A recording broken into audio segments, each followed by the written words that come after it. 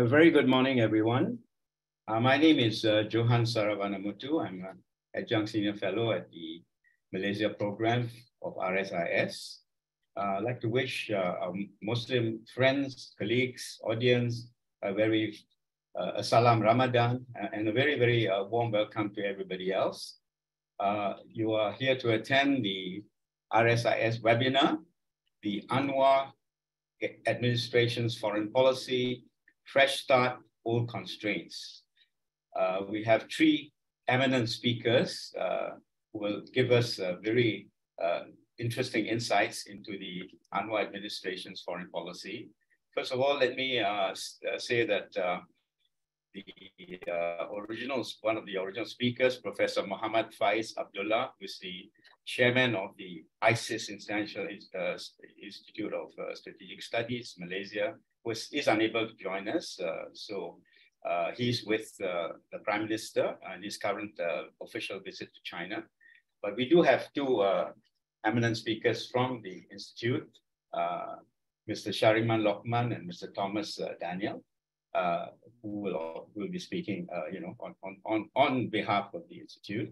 And we also have a third speaker, Dr. Ngeow Chow, who is from the he's the director of the Institute of China Studies. As you know, we live currently in very, very troubled times with somewhat global instability, one might say. Geopolitics challenges have escalated in recent years. You have the Ukraine war. You have the US-China rivalry. And we have just passed through a very troubling and difficult times with the COVID pandemic.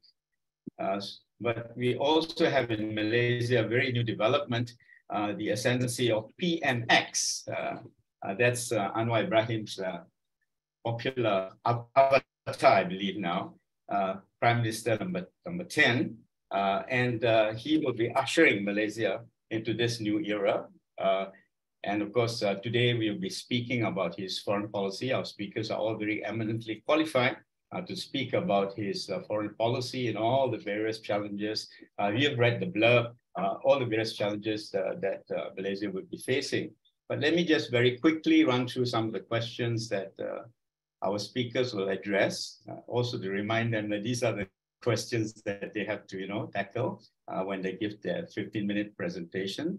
So let me just, before that, let me just mention these questions. Anwar Ibrahim's fundamental foreign policy goals, his main tools for achieving these goals. Is Malaysia seeking to continue playing its leading role in regional affairs?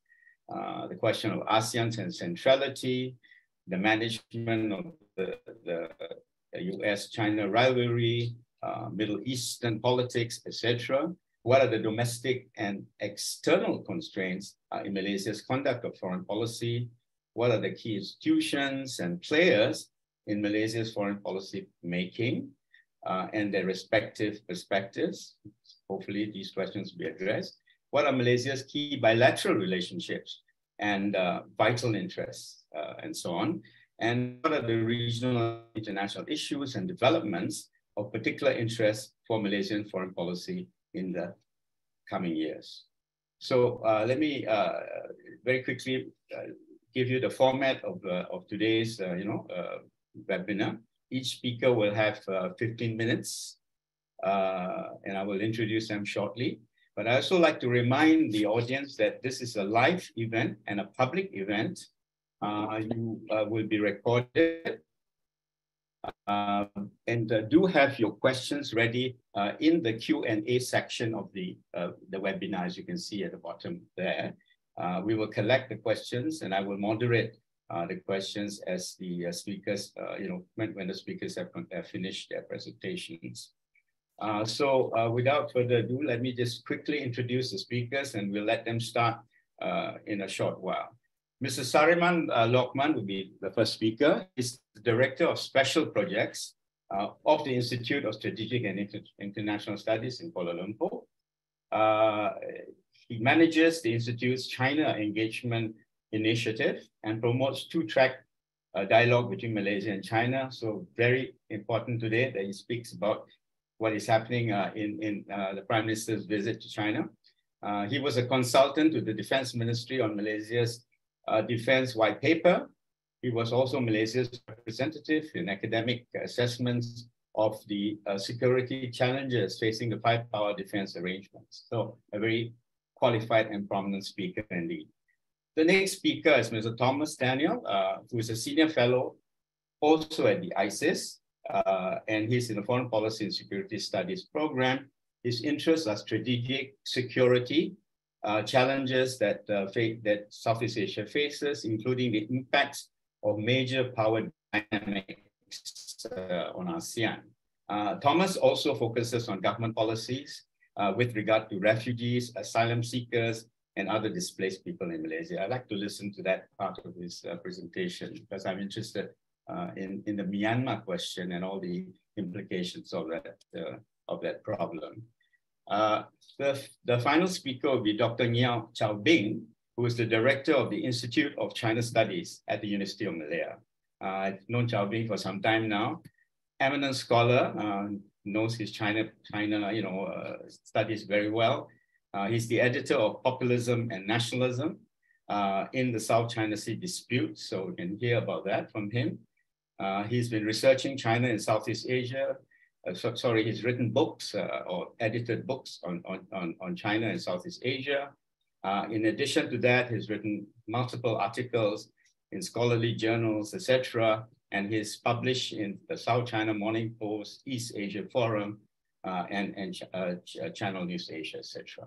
So, without further ado, can I invite Mr. Shariman Lockman to give us his presentation? Over to you. Thank you, Professor Johan Saravanamuttu. It's a real honor to be sharing this virtual stage with you, as well as with my colleague Thomas and Dr. Ngeow Chow. Thank you very much to RSIS for the invitation.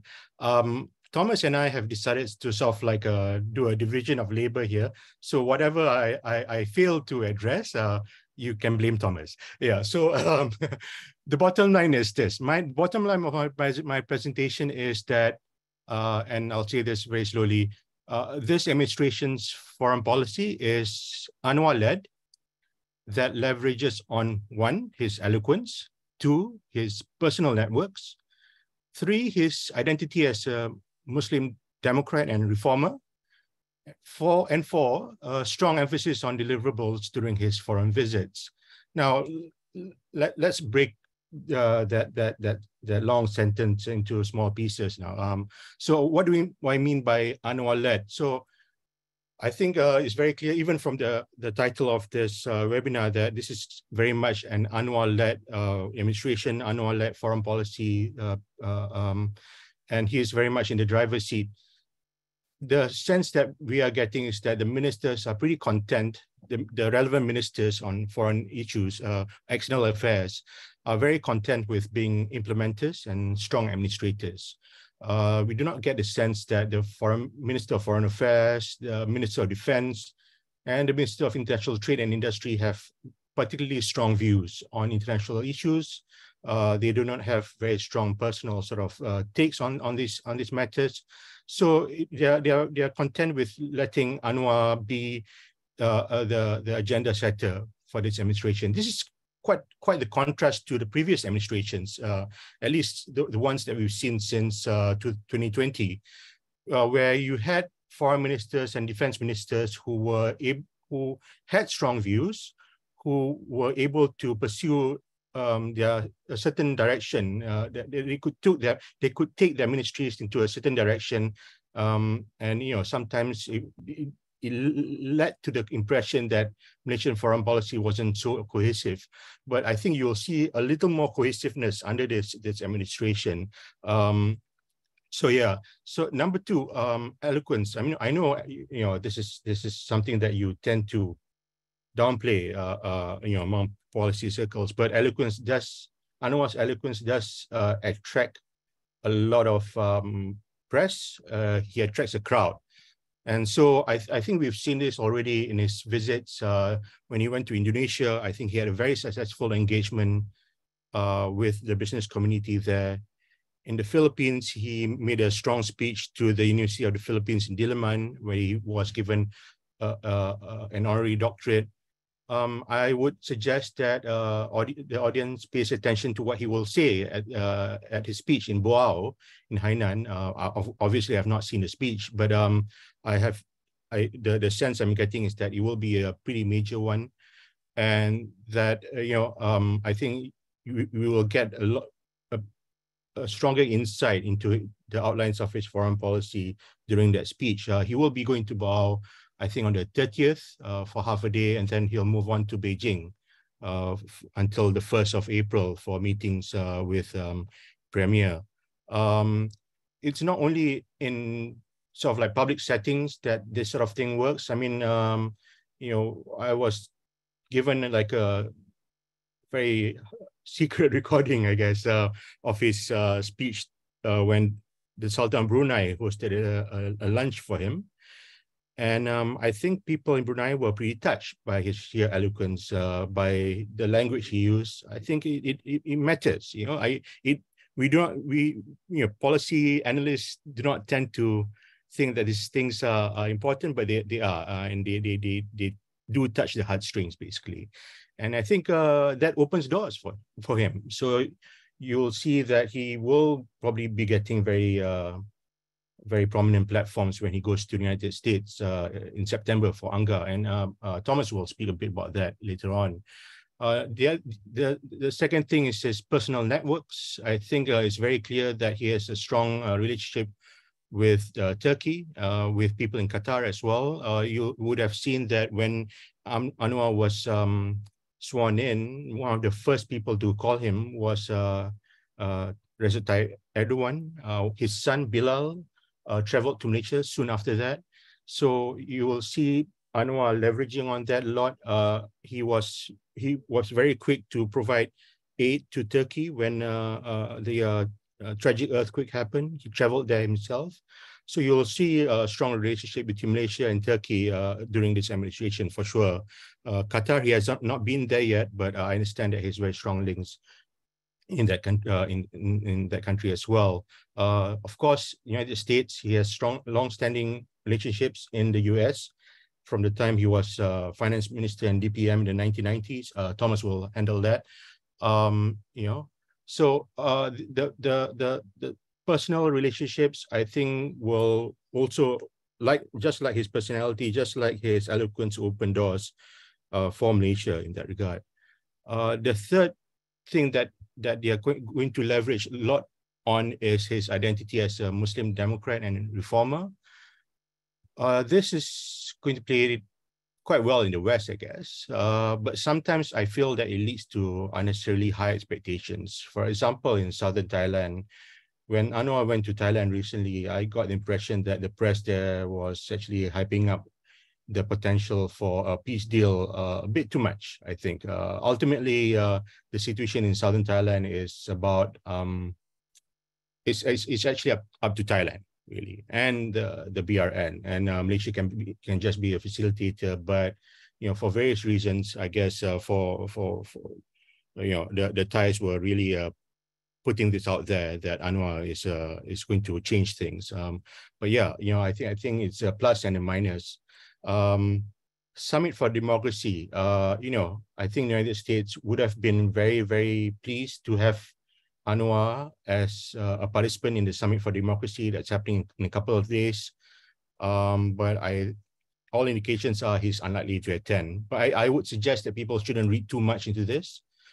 This is, again, there's going to be a tendency for people to say that, oh, Anwar is choosing China over the United States because he will be in China at the time. But this is actually mostly a scheduling thing that that's prevented him from participating in the Summit of Democracy. But this administration, I'm told, at least by people who are in the administration, that this administration is not going to shy away from its identity as a democracy, as a country that's going to be placing a lot of emphasis on developing its democratic institutions. At the same time, even though he has this identity as a Muslim Democrat, so and so forth, I don't think that's going to dominate his calculations on every single issue. I do not believe that he's going to raise sensitive issues like the Uyghurs when he visits China, for example.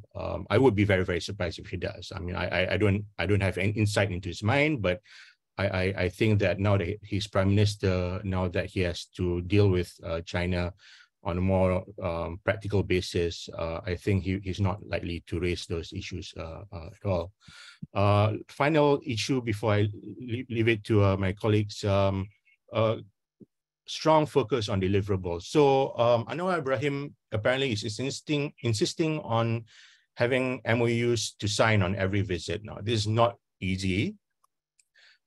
This is going to be a tough one simply because MOUs take a long time to negotiate. But nonetheless, there are times when they have been negotiated in record time. For example, the MOU on investment between Malaysian Investment Development Authority and Brunei Investment Authority. I think that was negotiated in like record time, maybe like 2 months, something like that, from the time it was suggested when the Sultan of Brunei came to Malaysia, and from the time to the time Anwar visited Bandar Seri Begawan. So yeah, there is going to be, I think civil servants will be hassled a lot to get MOUs to sign. Whether this is a good thing or not, I'll leave it to the audience. The visit to China will be a big test of this demand to have all these deliverables. I don't think it's always easy to keep having, every PM that goes to China expects some major announcement to be made. And I think there is a sense that I think we've reached a point of diminishing returns when it comes to China. How many agreements can you sign, right? So, but yeah, we will have to see when he goes there on the 30th to the 1st. I think it will be a good meeting between him and the new premier. But I think we'll have to be realistic about the prospects as well. Sorry, I just wanted to say those 4 things, then I'll leave it to my colleagues, Prof. Thank you, Shariman. Thank you very much. I think very clearly you pointed out that Anwar is definitely in the driver's seat. He's that kind of person. His persona, I think, evinces that kind of prominence in terms of foreign policy. It's not for me to ask questions right now. Very nice to hear you give us that take and that understanding of the Anwar Ibrahim foreign policy orientation and direction. So next speaker, I think, Thomas, would you like to carry on from there? Sure. Good morning, everyone. Many thanks to the organizers for having me here. Prof, I'll probably go on for about 10 to 15 minutes, but please stop me if I'm going on for too long. It's always tough to go after Shariman, and it's worse when Peter is coming after me, but it's a tall order, but I'll try to make it work. So I have 3 broad points that I would like to make, really. The first 2 are thematic on foreign policy under an Anwar-led cabinet. And the third, I think, touches on a few points on bilaterals with the US, India, and Myanmar. I've selected these 3 countries. So my first point, really, and I'm calling it nuance interrupted, because very early on, in fact, in his very first press conference, just before he departed for Brussels, Foreign Minister Zamri reiterated that Malaysia's foreign policy will remain largely consistent. But he also said that there will be a thorough review, and I quote, there's a thorough review by the Prime Minister where nuances will be emphasized. So it's been almost 4 months now. We have had 7 bilateral visits across Southeast Asia. We have had 1 to Saudi Arabia, 1 more coming up this week to China. But in my view, the nuance, has yet to really be articulated in a very structured manner. Now, some might say that his carve-out statement on Myanmar, which I will bring up later, represents a certain nuance. What Shariman mentioned earlier, the emphasis on values of democracy, the emphasis on really having these visits and having solid, tangible deliverables to show to a local audience might be a nuance, but I don't know. I honestly, I wouldn't want to bet on that being what the nuance is just yet. And why is this? I think I know it's very much preoccupied with domestic politics and domestic policies. So even the outcome of his bilateral visits are really heavily skewed towards an audience back home. Anwar needs to, as Chairman said, Anwar needs to demonstrate that these visits, not just give him legitimacy as a leader, but he's visiting these countries and bringing back stuff that he can tangibly tell his electorate that these visits are good for you and good for the country. So really, when it comes to the nuances of Malaysian foreign policy, it's very much been business as usual for Malaysia. Window, then you press. Yeah, you have the window first. Sorry. It's very much been business as usual for Malaysia with nothing major or nothing new. Now, this isn't necessarily a bad thing, right? If your foreign policy largely works in addressing your national interests, even if it is unsexy or even if it doesn't get the headlines that some might crave, then there is cause to sort of stay the course. If one would imagine a line, I would argue that there is very little room for Malaysia to gravitate either to the left or to the right of this line without incurring some significant costs to pre-existing relationships, including that of trade, which is fundamental to our foreign policy. So these deviations, I think, will not be domestically driven. They will not be domestically driven by an Anwar government, nor any other government that comes to power. I think if there are significant deviations, these will be triggered externally when Malaysia is forced to respond to a sudden change of circumstance.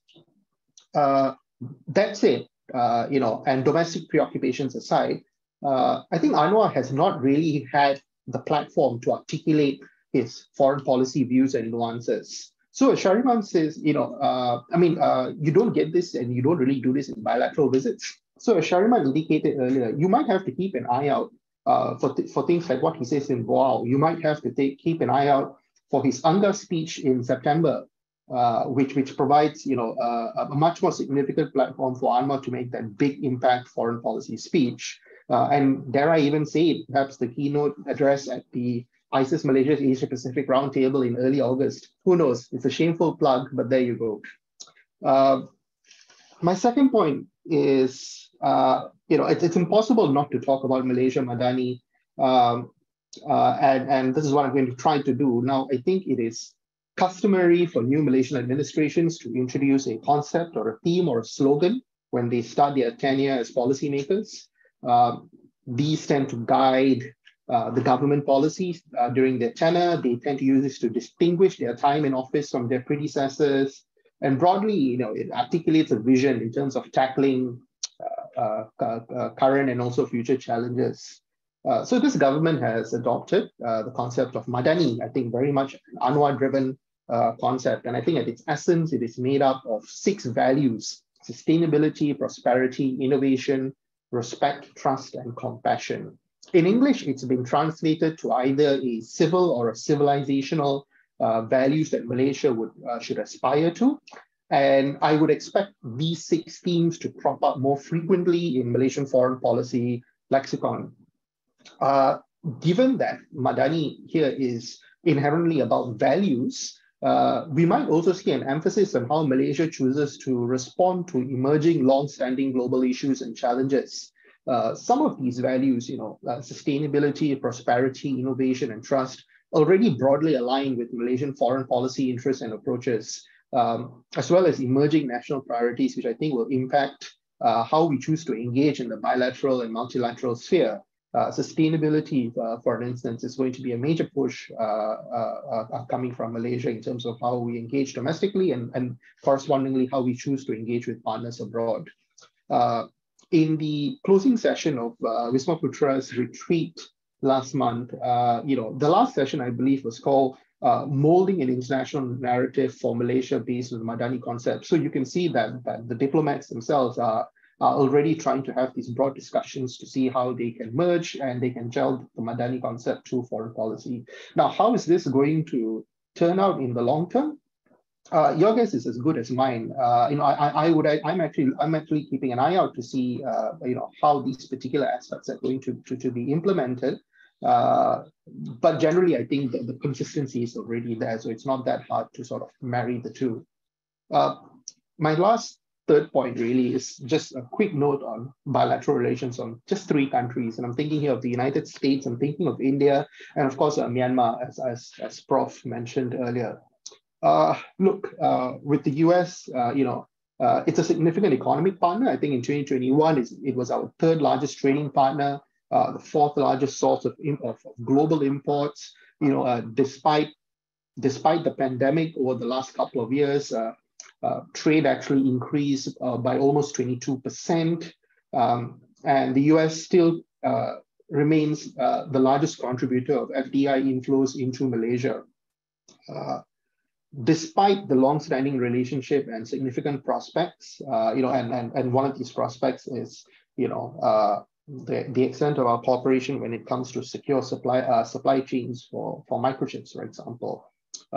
Despite Malaysia signing on to the Indo-Pacific Economic Framework, I would argue here that I think optimism might be somewhat tempered in Malaysia because of differing priorities on multiple fronts. This includes potentially erratic US domestic politics, which is something a lot more Malaysian policymakers are paying attention to, and its ramifications on foreign and trade policy, which is important to Malaysia. There is real concern on the action-reaction spiral of US-China rivalry, and domestically long-term concern over how Malaysian companies, the access of Malaysian companies to the US market because of migrant rights, issues of migrant labor rights in Malaysia. As Shariman said, Anwar will not be attending the Democracy Summit, but again, as he implied, this is probably a scheduling conflict. He will be in China then. I would just add on the US that I think, while much has been said on Anwar's relationships, views, and ties with the US, that he has a close working relationship, that he has empathy to and like-mindedness with the US or individuals and institutions in the US, I think we need to be careful about jumping to assumptions here.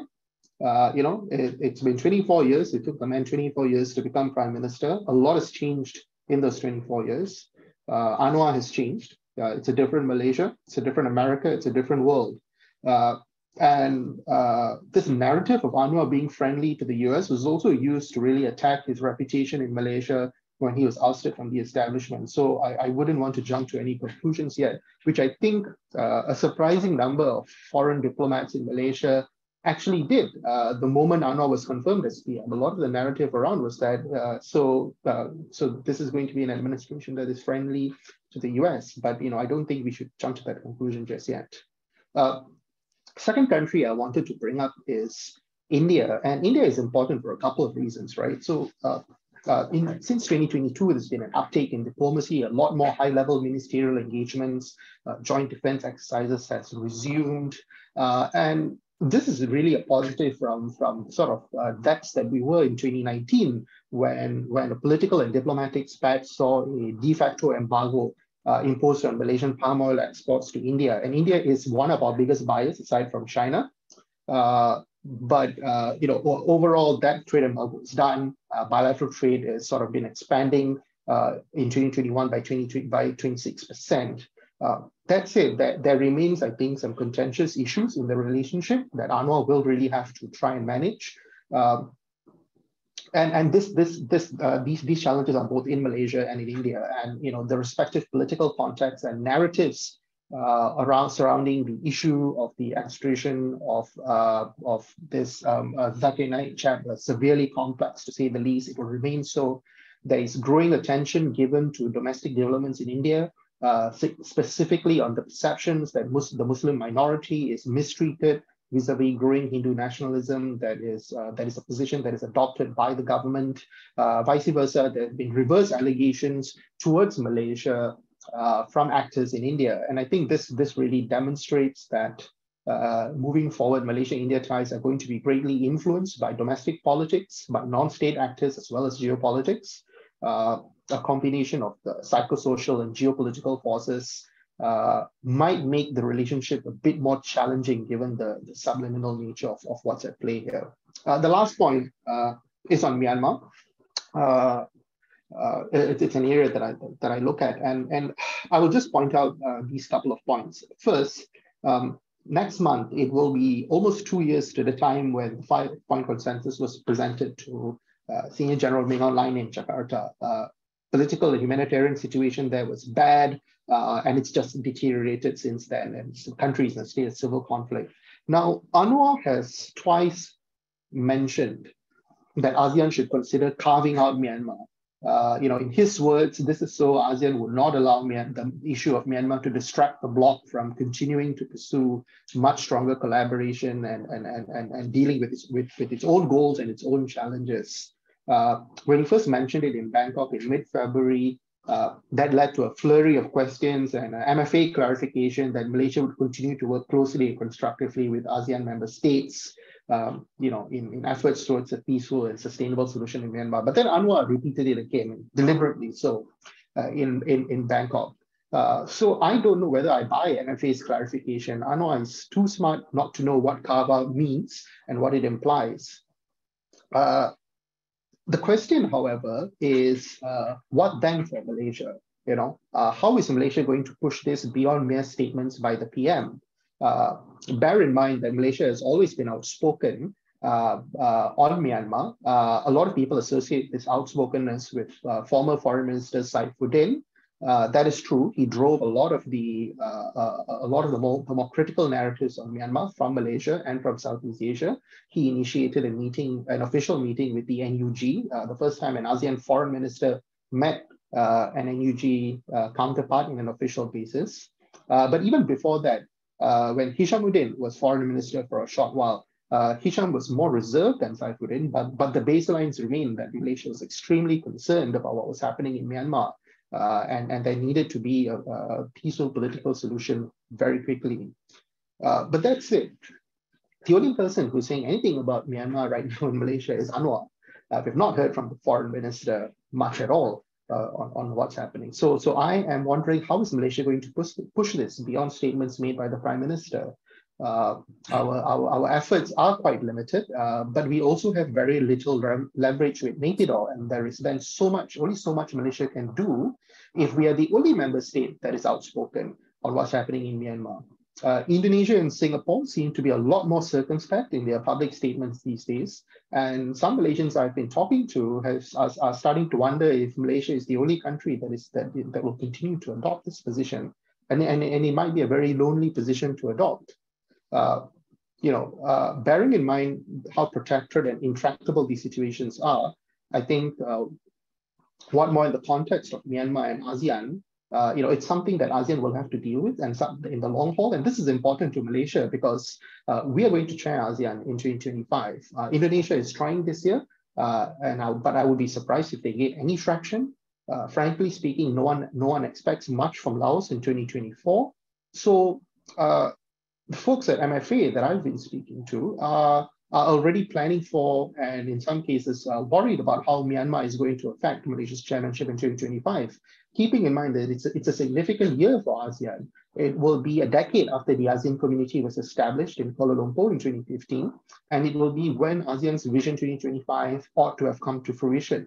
And this is a vision that has been, this is a pathway that has been fraught with difficulties, Myanmar notwithstanding as well. So these are the challenges, I think, that Anwar's government will have to face moving forward with these specific issues. Prof, I end my remarks there and I hand over to Peter. Thanks so much. Thanks so much, Thomas. Yeah, very interesting what you said. I'll follow up later on your Myanmar question, but also I think very interesting what you also mentioned about the nuances. We haven't quite seen them yet.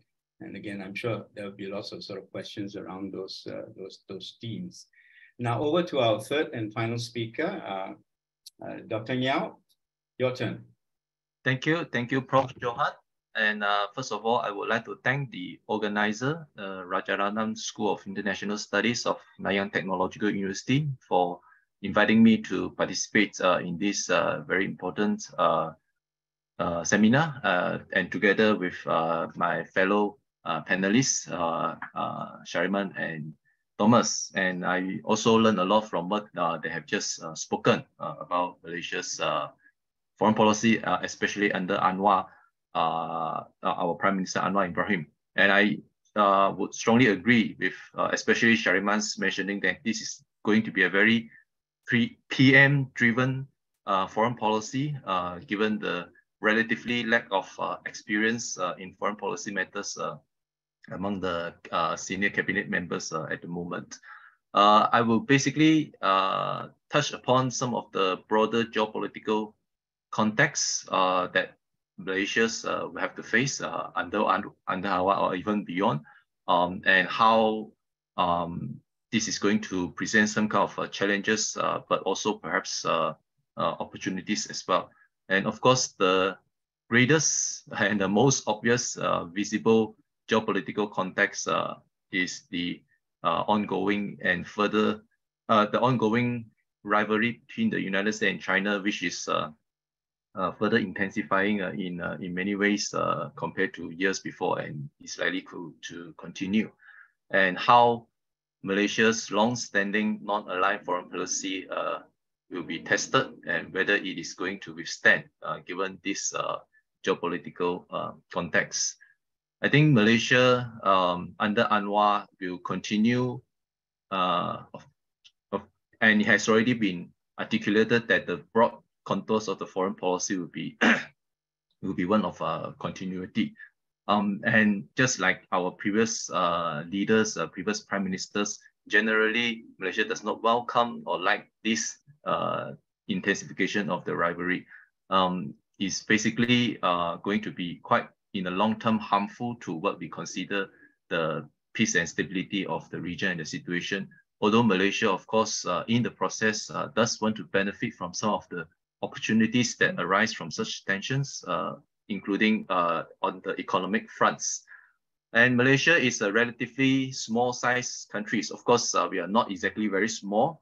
We have aspirations of becoming middle powers from time to time, depending on the ambitions of the leaders and the capabilities of our officials and the visions. But we do from time to time want to play a larger role. And I think Anwar will have that vision and intention as well, even though at the moment his priorities are likely to be much more domestic.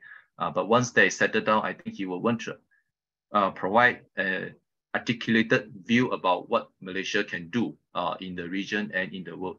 And Malaysia does occupy a strategic location and is among the frontline states in this Indo-Pacific rivalry between the US and China.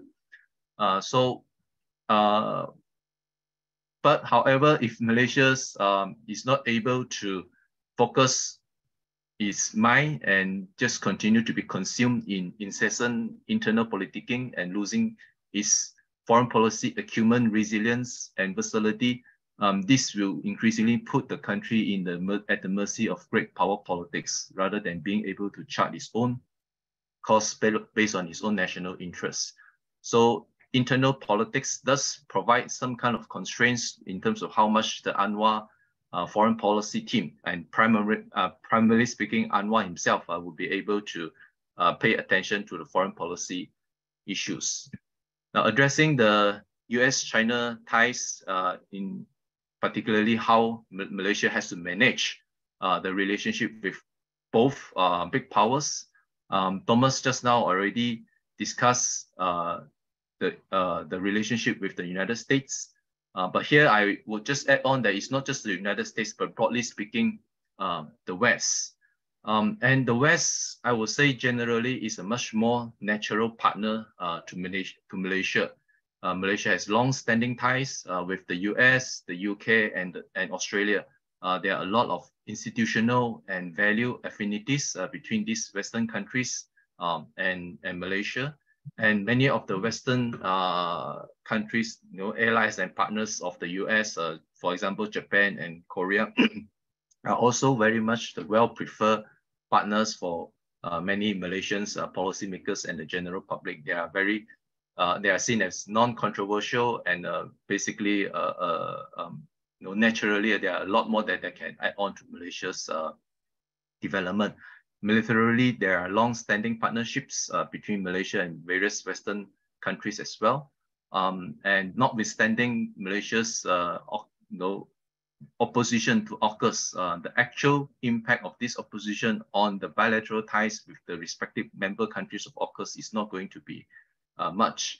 However, Malaysia, I think that would be very of certain tendency to make democracy, and human rights, and basically these values which Malaysia does share, but tend not to want to overemphasize its exclusiveness, and basically does not want to so-called weaponize the ideas of democracy too much. Even though Malaysia will be proud of being a democratic country, but it does not formulate foreign policy based on this identity alone. There will be one difference between Malaysia and the other Western countries. But the relationship with China is also at least equally important.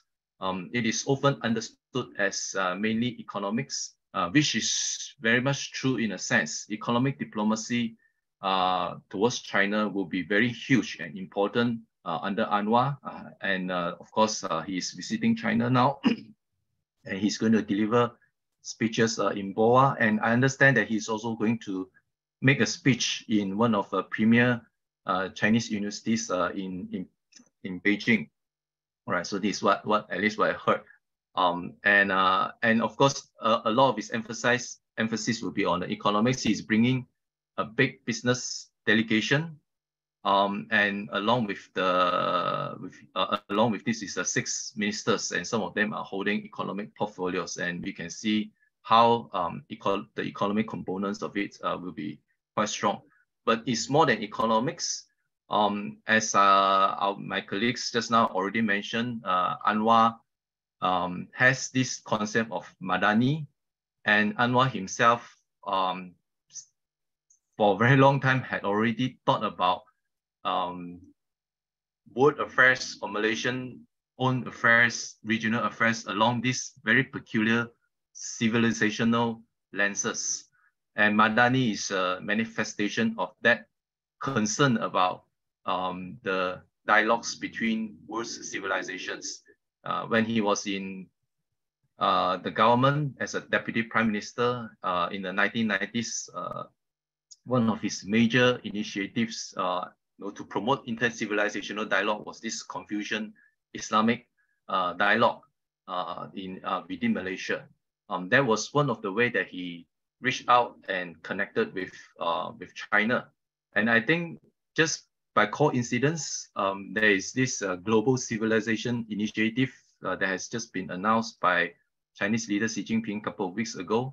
And indications are already very strong that the GCI, the Global Civilizational Initiative, and Madani will be somehow made as some kind of a connection between these two, and will be formed as a basis for the bilateral ties, for dialogues, for engagement.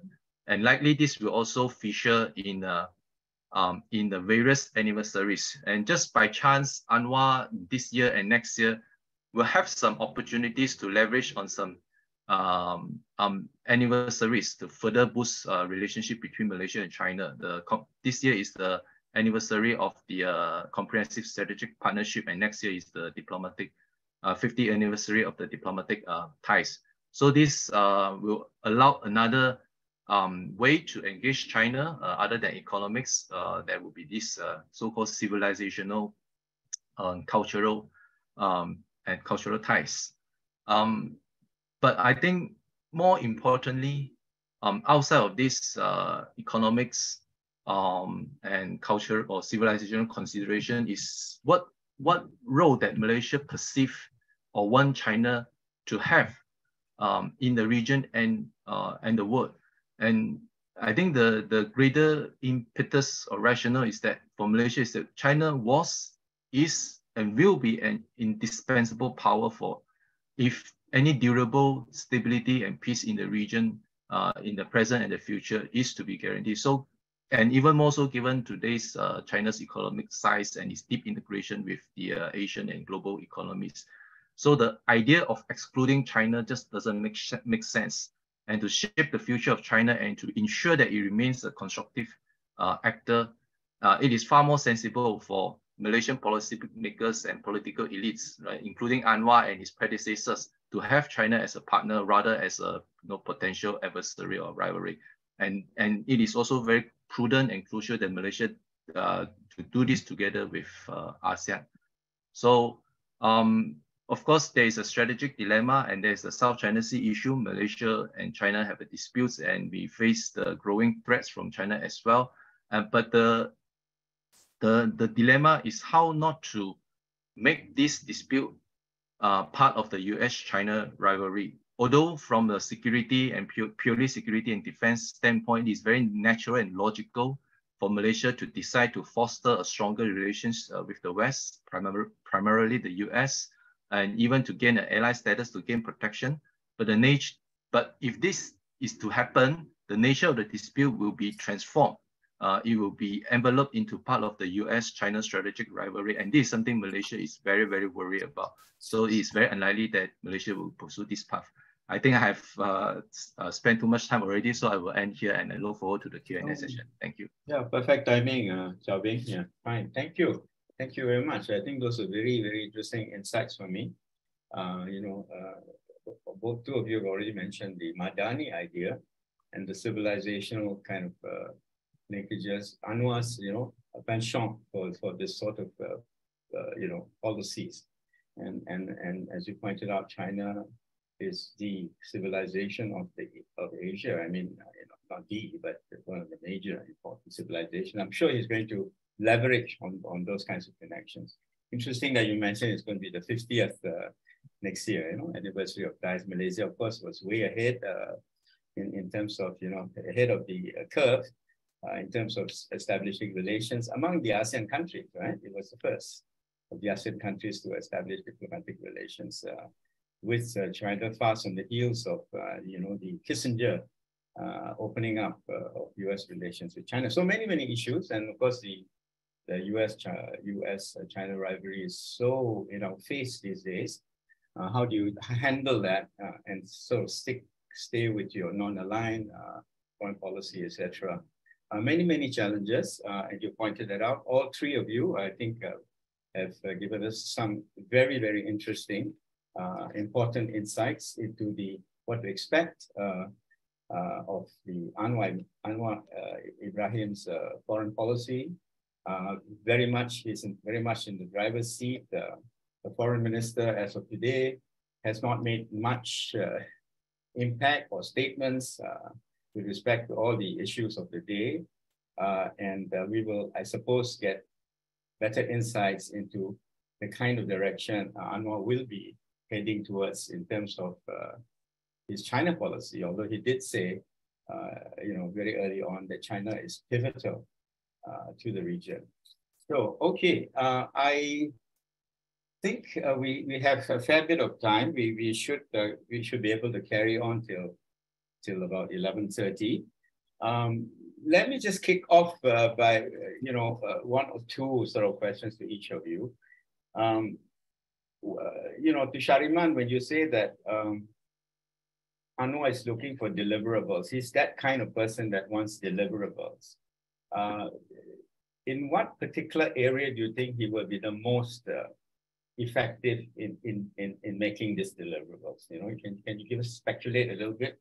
Which are the possible deliverables? I know you also, didn't want to say too much at this time, but give us your take of what you think would be the deliverables.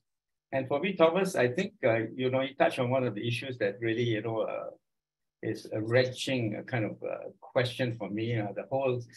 The sick man of ASEAN today, Myanmar, it's such a major issue for the ASEAN organization or ASEAN regional body to handle. It's not doing very well. It's 5-point consensus, etc. Doesn't seem to get any distance, and as you say, Anwar has made this very mysterious remark that he would we should carve out Burma for now, which means, my understanding is that we will bracket the Myanmar question for now. We won't tackle it yet. But don't forget that Anwar was way back in the late 70s, he was the one who talked about constructive intervention. He wanted to push ASEAN away even from what was called constructive engagement towards a more direct policy of intervention. Could you speculate a little bit, give us a little bit more take about how you see the carving out of policy vis-a-vis Myanmar, and generally with respect to ASEAN as a whole, Malaysia's policy centrality of ASEAN. How is this going to play out under the Anwar Ibrahim's administration? And to Chow, I mean, the question that is, everybody will be asking, right? Because Anwar, and you are the China expert here, Anwar has made an announcement to the effect that he'll make a big announcement on investment. Can you speculate what this could be? So I'll leave it at that for the three of you to take us further on this. Shariman first. Oh, okay. Thanks, Prof. Well, deliverables is no surprise that economic deliverables are at the forefront of Anwar's priorities. Investments are major requirement for his visits. Look, I think this is not surprising. I think this is for a country like Malaysia, it's always going to be economic deliverables and all that. That's the thing, isn't it? When it comes to a country of the size of Malaysia's size, stature, and so on and so forth, that is it. That is the main game. We're not likely to have major demands on security issues and all that. That sort of stuff. Variation in demands across administration, you're not going to find that. You'll find too much of that. I think he will be looking for opportunities for Malaysian companies. So you see that in his commitment to support Nusantara, the new Indonesian capital. Whether that happens or not, who knows, right? But at least Malaysian companies would theoretically be plugged into developments in Nusantara. By the way, Nusantara has created this sort of very strange sort of anxiety in Malaysia for some reason. So maybe that plays into that as well. So even in Saudi Arabia, where it's the talk of the town right now, the trip to Saudi Arabia, about how he was not able to meet with the crown prince and the king, so on and so forth. But ultimately, I think those deliverables that he had, the MOUs that were signed, matter quite a lot. It opened the opportunities there that he was looking for, and he got it. He was able, another deliverable, I guess not so much in terms of MOUs, but another thing that he is constantly on the lookout for would be opportunities to give speeches.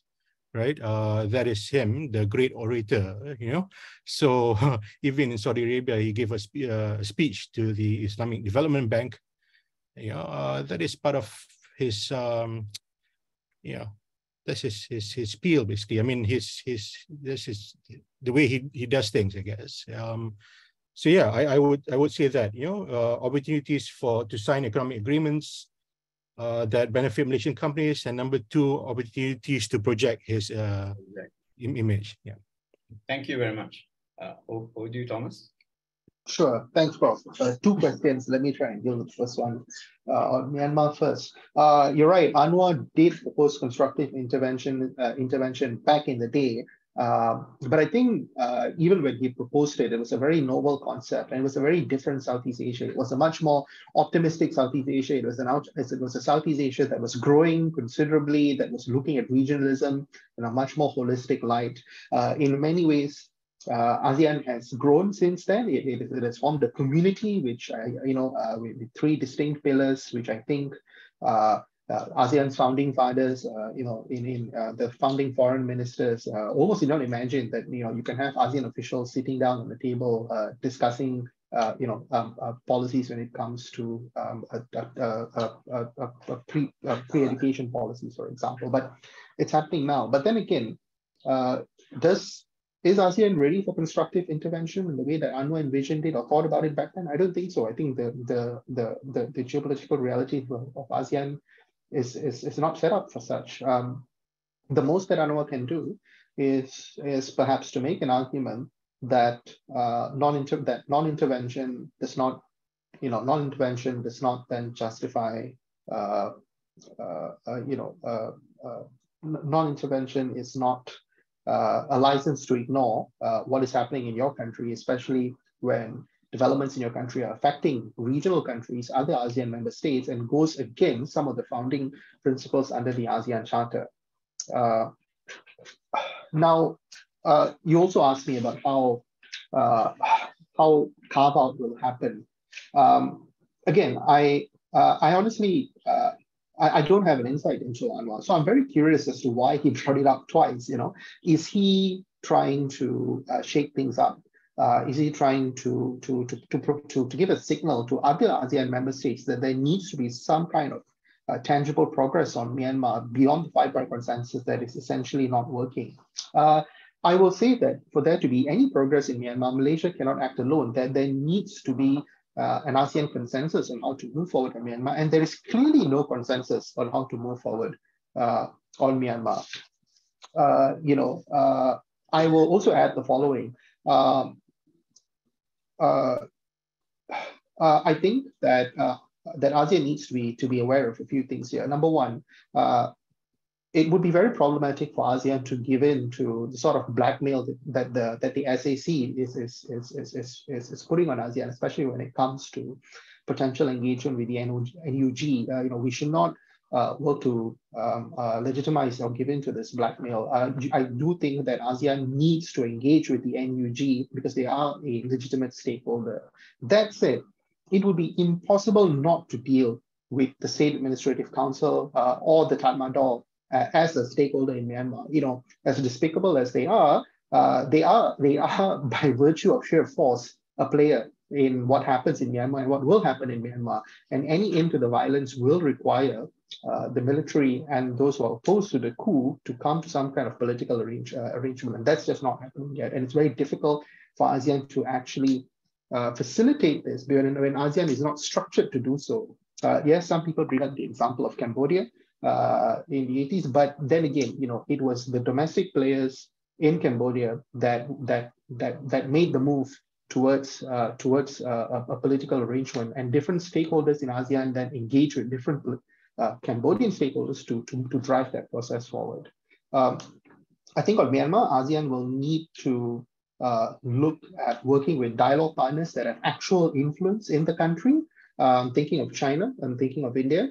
In Southeast Asia, Thailand has significant influence, but then again, none of these countries are actually moving forward in a way that would that would drive progress. They're quite happy to retain the status quo for a variety of reasons. I think I'll end my remarks there, Prof. Thank you. Thanks very much. Many more questions in my head, but we'll leave that later to other conversations. So over to you, Chow. Yeah. I have no idea what big investment project that he was referring to. I hope there will be something that will be good and concrete. But I think my expectation that whether there will be another BRI big ticket project is very, very unlikely. Very, very unlikely. 10 years ago, or 9 years ago, when we just had the celebrating the 40th anniversary, there were a number of big ticket projects that both countries can showcase. There were the ECRL, the MCKIP, at least these are the major two. And then there are other Xiamen University branch campus, for example. Right. But I think we do not necessarily have to have big ticket projects to show that the BRI is doing, we continue to support the BRI, and then the BRI is being implemented and doing well in terms of MCKIP and the completion of the ECRL. It's just by nature of things that we don't have to have big ticket projects all the time. Right? I think Malaysia doesn't really have the financial appetite for this at this moment, at least, and neither does China. There are a lot more other areas that both countries can pursue cooperation. We can pick up some ideas from like the GDI, the Global Development Initiative, which is focused much more on the soft side, like capacity building, sustainable development, vocational training. These are areas I think Malaysia can continue to explore with China, delivering the social economic developments rather than another big ticket project as well. So I think this is another area where economic engagement can bring some opportunities as well. Okay, thank you very much. Do you have anything else to add as to China-Malaysia relations, given the current visit there? Any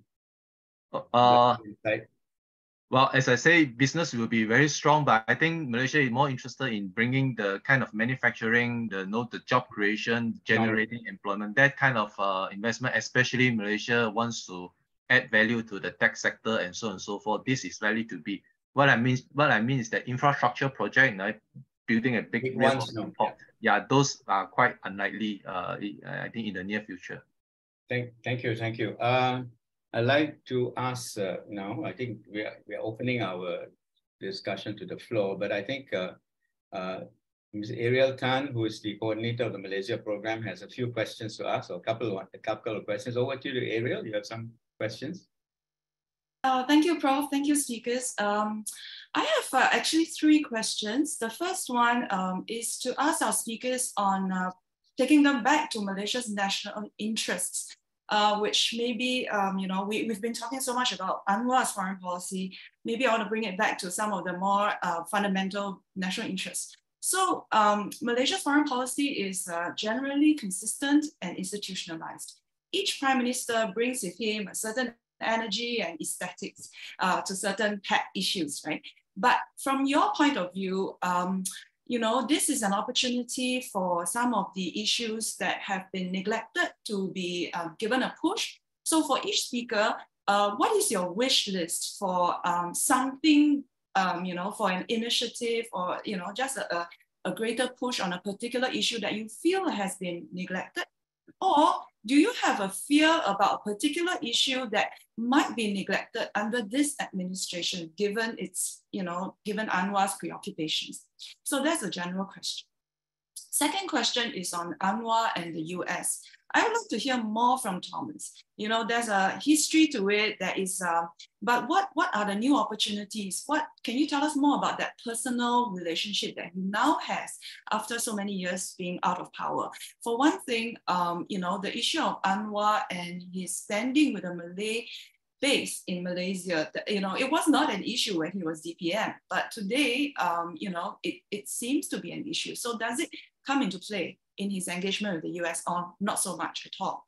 The third question is, of course, on the Middle East, not so much the issue of the day, but to Ray, the Middle East is witnessing a very interesting realignment of relationships. There's Abraham Accords, there's Israel, there is a relationship between Saudi Arabia and the US. I would like to ask a more general question about what is the Malaysian perspective on what is happening in the Middle East. Malaysia has generally seen itself as a moderate middle power with a special role on issues regarding Muslim populations. So I would like to have your views on that. Thank you very much, Prof. Thank you. Okay, over to you guys. Anyone wants to start? Shariman? Okay, Prof. Which aspects of Malaysian national interest that I would like to see pushed? I think so.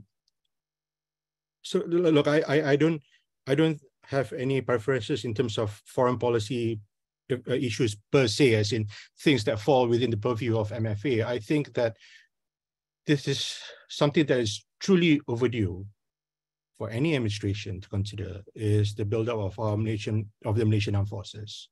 I think this has been neglected for too long. Major purchases have been delayed consistently. The more you delay, the more expensive it becomes at the end of the day.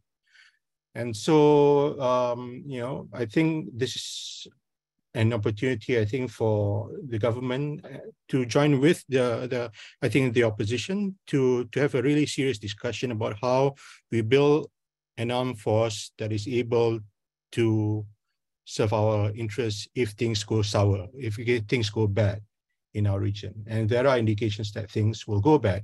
I'm not saying that we should build ourselves a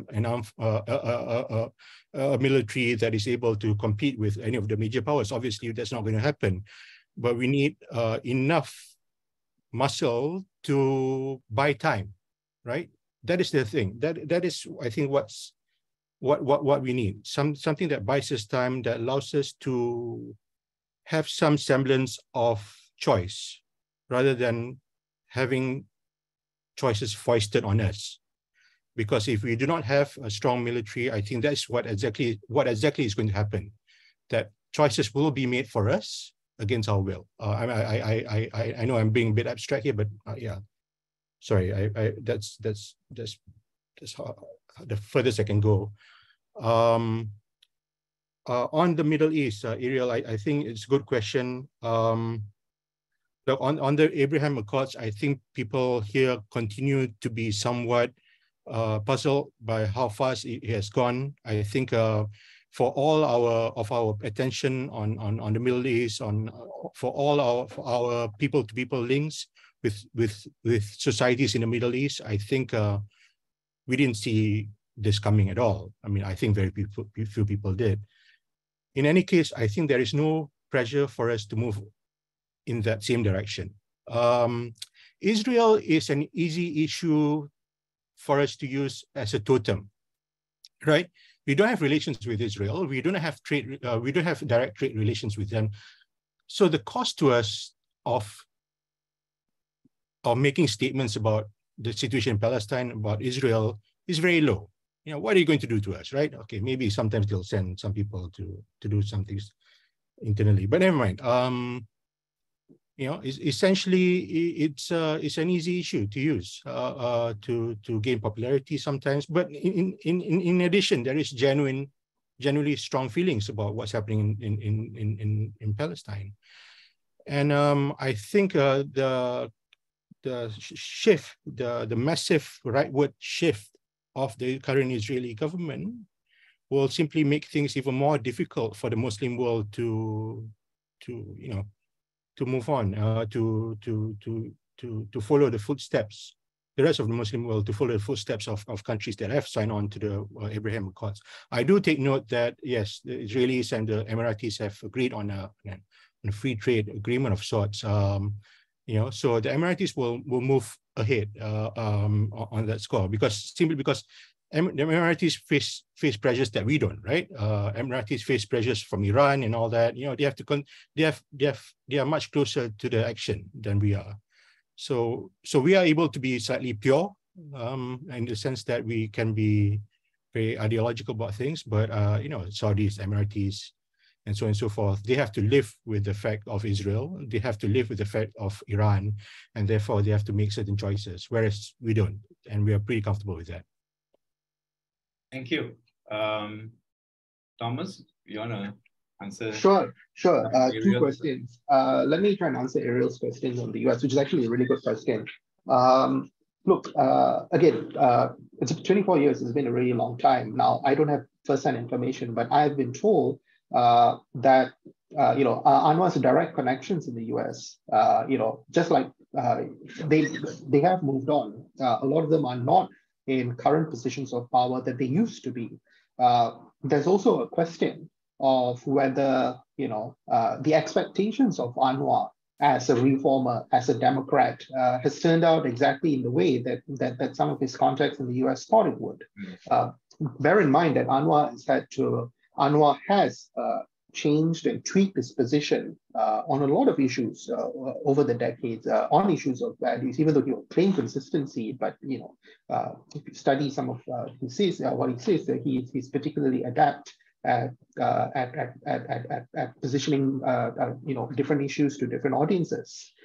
So how is this going to go down with some of his old contacts in the US? I think time will tell. I think that there are broader issues that are shaping American foreign policy that Anwar will be forced to take into account when he thinks about options for Malaysia with the United States, which cannot be looked at in a vacuum. And how does that relate with the Malay electorate? That is a fascinating question. One of the immediate analysis out of and I'm going to pivot here to the Saudi visit and the sort of kerfuffle and the criticism that has come of it is that the opposition is hammering this issue purely to discredit and to damage Anwar's reputation in the eyes of the Malay Muslim electorate. So foreign policy has very much, it is still largely the playground of the elite in Malaysia, but it has, for better or worse, opened up. It has slightly democratized, if you will. Malaysian policymakers and political leaders are no longer able to make foreign policy decisions or to suffer foreign policy consequences without some kind of domestic blowback or feedback. And bear in mind that this current opposition is not the first group of people to start using perceived faults or slights in the foreign policy arena to damage a sitting government. Many in Pakatan Harapan did so in previous governments, against previous governments they were opposed to as well. On the wish list, I'm going to combine my wish list and my fear into something that is slightly domestic but has regional ramifications, and that is on how Malaysia manages its policy towards refugees and asylum seekers in this country. Now, I think we used to adopt a live and let live situation. That has changed. I think the government is particularly harsh. It's particularly punitive. Harsh laws are applied almost on an ad hoc basis, so no one knows when they're going to get in trouble and when they're not going to get in trouble. And they're very dangerous trends of increasing xenophobia against migrant groups there, and xenophobia that has been used by government agencies as well to justify their actions and their crackdowns. You have had now 3 Malaysian prime ministers successively, Muhyiddin Yassin, Ismail Sabri, and Anwar Ibrahim, who have all stated in various capacities that Malaysia is unable to absorb more refugees and asylum seekers because this is not acceptable to a Malaysian public. And this is a very dangerous slope to me. If you're pandering to the worst desires of Malaysian society when it comes to these groups, then I would be seriously concerned. And there is a diplomatic cost to this. How effective are we going to be when we talk about Myanmar, or when we criticize what's happening in Myanmar, the sort of political persecution towards the Rohingya, for example, when at home we are talking about them in very negative, in very stereotypical terms, especially from a government policy. So I think it really damages some of the work that our diplomats do abroad when they try to highlight what's happening in Myanmar and highlight Malaysia's position on Myanmar, when other ministries and agencies at home are busy cracking down and acting in ways that would subvert our international narratives. I would end with that. Thank you very much. Very much my same thoughts. Your thoughts about the asylum seekers and the issue of the Rohingyas, for example. Anyway, I think we can move on to that. And over to you, Chow, in terms of your reactions to area. Yep. In terms of wish lists, I think something is actually more domestic but have foreign policy elements and dimensions into it is the focus more on Sabah and Sarawak. There is this BIM Niaga. It has been basically not getting the attention of any of the member states of the BIM Niaga because it's all related to the marginal areas. But I think it's time that Malaysia, utilizing the opportunities arising, whether it's a great power contentions or whether there is a stronger push for development, to try to re-engage for a lot more partners to develop and help develop the Sabah Sarawak region, and together with also other member states of BIM Niaga as well. I think that is something that this administration, since it depends a lot also on the support of the Sabah and Sarawak coalition, it should pay a lot more attention to that front as well. I just want to make a short remark about Malaysia's relations with the Middle East. I'm no expert on this set of relationship. Is a puzzlement to me actually, but I do have a sense of feeling that, notwithstanding very extensive people-to-people ties, connections, and so on and so forth at the personal level, Malaysia's abilities to shape things, move things, and to be important to leadership to the Middle East politics is actually quite exaggerated. We actually have not much, and even just to understand the intricacies, this can actually be quite over-exaggerated. And therefore, we are actually quite, my feeling is that we are actually quite marginal to the Middle Eastern politics. It's not that we are not that important to them and they're not that important to us. That is how I feel. I'm not sure whether what I say is correct or not. All right, thank you. Okay, I think I have a question or two also from David Han. You have something to ask the speakers? Yes, and Please I'd like to thank the three speakers for their very interesting insights on Anwar's foreign policy. Perhaps just two questions. I think the first question has to do with Anwar's focus on Madani, right, in terms of his foreign policy approach, right? And when you talk about civilizational approach to his foreign policy, right, I couldn't help but think of Abdullah Badawi's civilizational Islam or Islam Hadawi in his own foreign policy approach.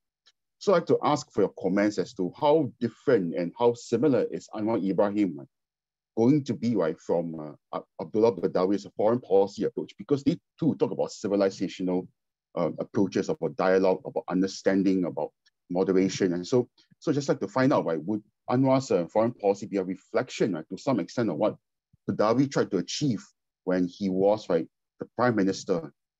And the second question I have that I want to touch on is with regards to Thomas' point about how foreign policy has become a more, foreign policy issue has slightly become more democratized, right, within the Malaysia's domestic politics, because you said that it used to be a case of, where foreign policy is very much an elite game, where elites were in charge of foreign policy, but now it's become more democratized and there is more focus, right, on.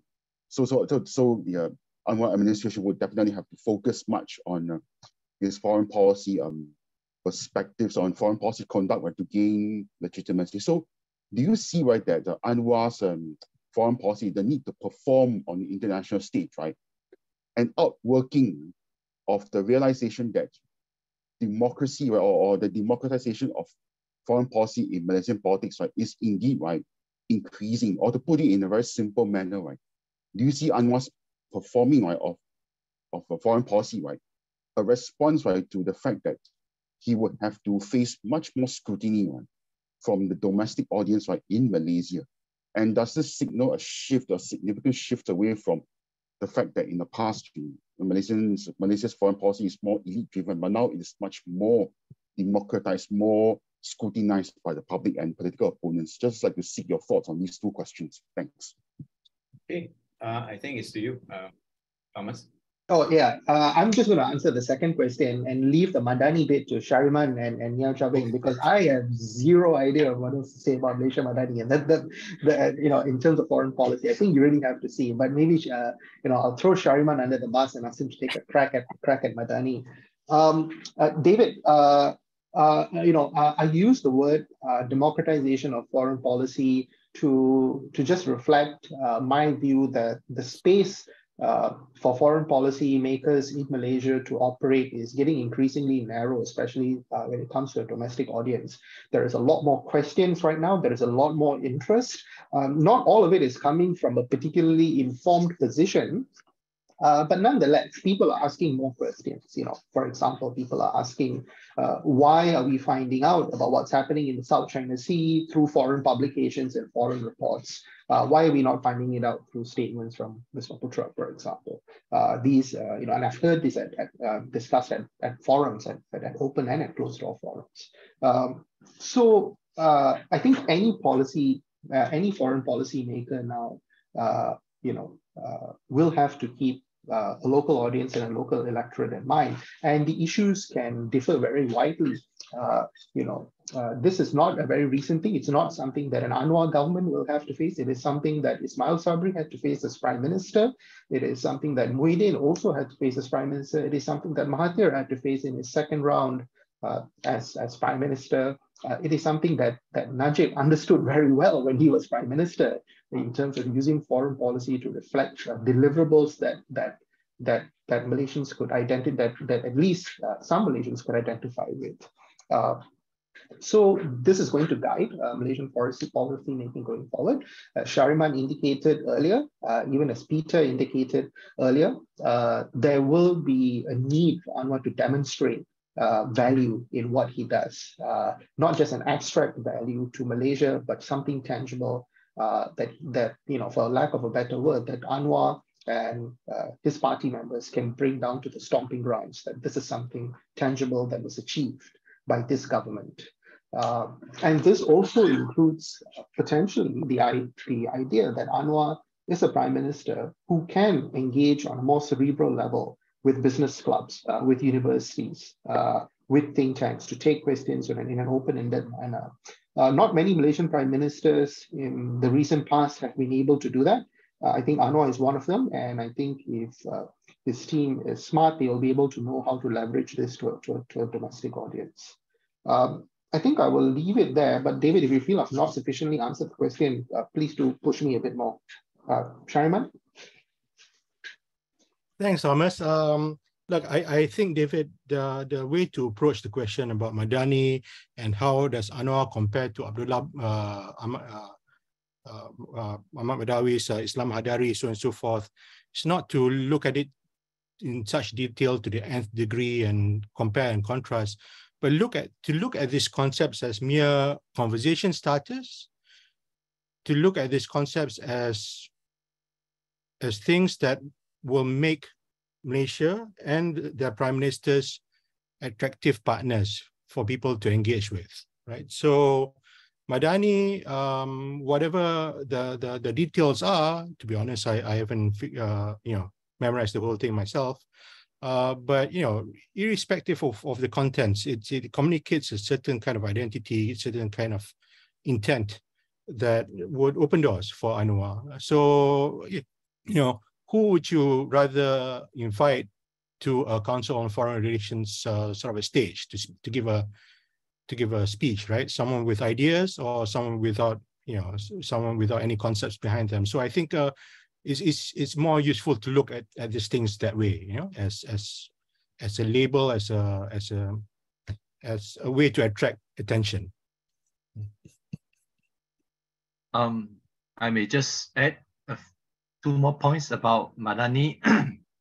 I think, and as comparison to Islam Hadari back in the 2000s, I think if you look at the concrete elements, there may not be a lot of differences. These are all good values, after all, that are being promoted back then and now.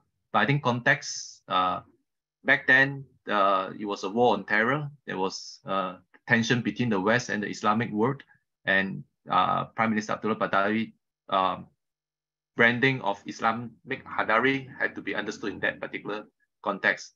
I think today Madani did not have that context. It was meant for something different in terms of global audience, but also primarily I think it's also more on the domestic audience. That's one thing. But a second thing is that, as I mentioned, Anwar had, I think among all the active or even retired political leaders of Malaysia, he is the one that with the strongest reputation as some kind of thinker or intellectual, and he has demonstrated that, whether he was in power or outside of power.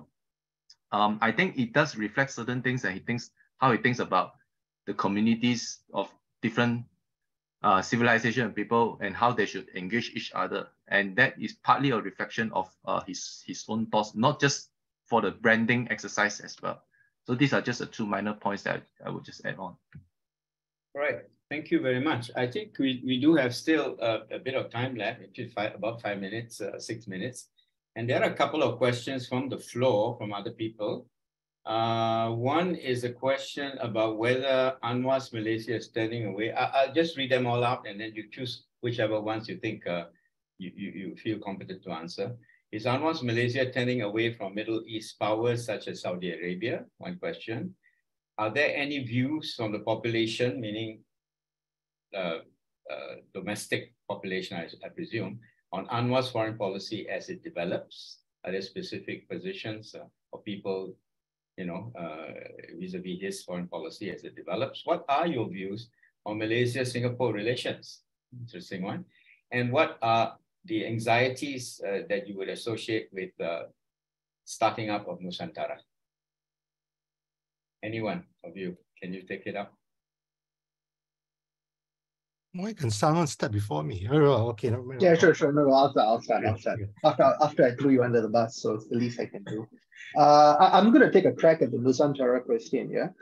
So the question is framed around anxieties. I'm going to maybe address anxieties, but also it's really about opportunities, right? So the anxiety is, look, Nusantara is a long-term project, but it will be significant if it happens, right? The movement of an administrative capital to an entirely different part of an archipelagic state, and a part of an archipelagic state that has traditionally been quite underdeveloped. Now, Malaysia is a non-contiguous country. Literally half of the country is in Borneo, in Sabah and Sarawak, politically diverse, politically different. Any government that wants to maintain federal power needs the buy-in of Sabah and Sarawak. So there's a lot of domestic issues at play in Malaysia, and what are the opportunities that a new capital of Indonesia in Borneo would present to the state of Sabah and Sarawak. So this is framed as opportunities, but I would hazard a guess there might be some potential concerns here that given the increasingly fractious nature of federal-state relations in Malaysia, what are the really long-term implications that this would have on the nature of Sabah and Sarawak's relationship with the peninsula, which is an extremely complicated relationship. There's a security anxiety as well. The movement of an administrative capital to Nusantara would mean that Indonesia will move to increase security placements on the island of Borneo in the immediate aftermath of the Lahad Datu incident, when Malaysia moved significant numbers of troops and equipment to Sabah and Sarawak and decided to raise an entire division in Sabah. That did not particularly go down well with some segments of TNI, which then reacted by boosting their own troop numbers and placement numbers in Sabah, in the Indonesian controlled portion of Borneo, for example. So these are potential issues, but really it's about opportunities. When Anwar was in Jakarta, a huge part of his pitch there was to get Malaysian players and Malaysian companies involved in the development of Nusantara in Borneo. So it represents a significant opportunity for Malaysia to do so. So I would just re-emphasize the point that yes, maybe anxieties, but also plenty of opportunities here. Anybody else wants to jump into any of those questions? Yeah. I will. Right. No, go ahead. Thank you, Peter. Go ahead. No, I just want to echo what Thomas mentioned. I will also be addressing the Nusantara relocation of capital of Indonesia issue. Perhaps just 2 points. The first point is just an anecdote conversation with a Sabah-based journalist that I have encountered, who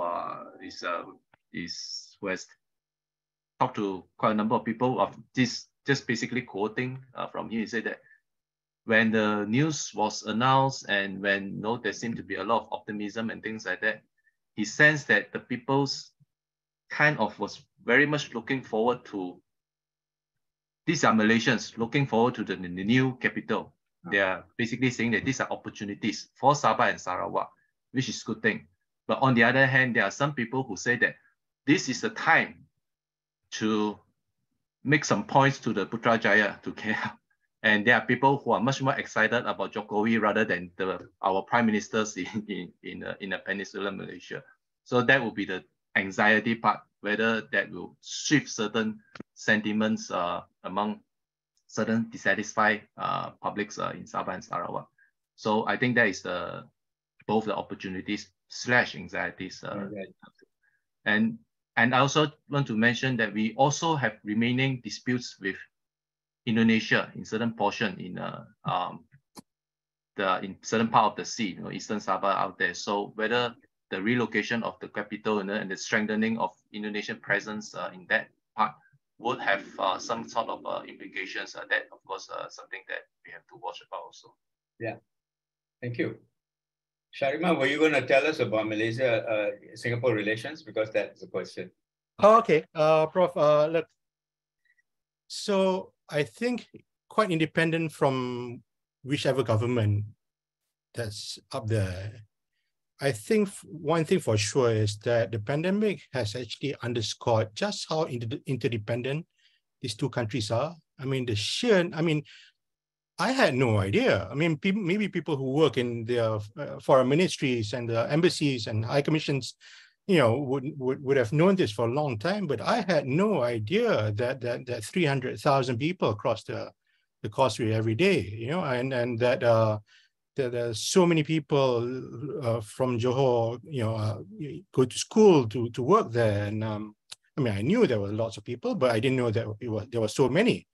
I didn't know that the service economy in Singapore is very much, I mean, a lot of Malaysians work in hotels and so on and so forth. So if anything at all, I think there is a greater appreciation of interdependence and symbiosis between Malaysia and Singapore. Having said that, I think, look, in the Straits Times, there is a section on Malaysia, right? In the New Straits Times, there is no section on Singapore. What I'm saying is that I think Singapore thinks about Malaysia a lot more than Malaysia thinks about Singapore. I'm not saying that to be nasty. I'm just saying that as a thing, which is why, someone commented in the question saying that he or she was surprised that we didn't mention Singapore in our presentations. Simply because, to be honest, we and the three of us are quite representative of the Malaysian sort of like, circle. We do not think about about Singapore a lot. I mean, sorry, but at the same time, it is important. Yeah. So maybe it's a deficit on our part. I think another thing that I think I personally am slightly worried, and I think Ariel thinks that I worry too much about this. I worry slightly about this albatross file that Singapore is going to declassify at the end of the year. I just wonder, a lot of the facts are already known, it's all the way to Melanie Chiu's book in 1996. Albatross was mentioned since 1996, so it's not a new thing. I mean, LKY's memoirs, a lot of stuff already mentioned those things, those documents. But I do wonder if there is the odd insulting comment about the Tunku or Tun Raza or Tun Ismail in those files that may come out that may irritate the relationship. I don't know. I'm also a bit puzzled by this declassifying thing. Singapore is not known to be such enthusiasts for declassification. All of a sudden, you want to declassify this albatross file. I don't know what's happening. So yeah, that's something I worry about. The second thing about Middle East is Anwar turning its back on Middle East. No. Just like Trotsky said about war, right? It's Middle East. You may not be interested in the Middle East, but Middle East is certainly interested in you. And so there is no escaping from the Middle East, even if you don't want to. And Anwar wants to engage the Middle East simply because one of his strengths is as this Muslim Democrat, right? So he has to engage the Middle East, whether he likes it or not. Whatever happened in Riyadh, and in Saudi Arabia, I don't know what happened in Saudi Arabia.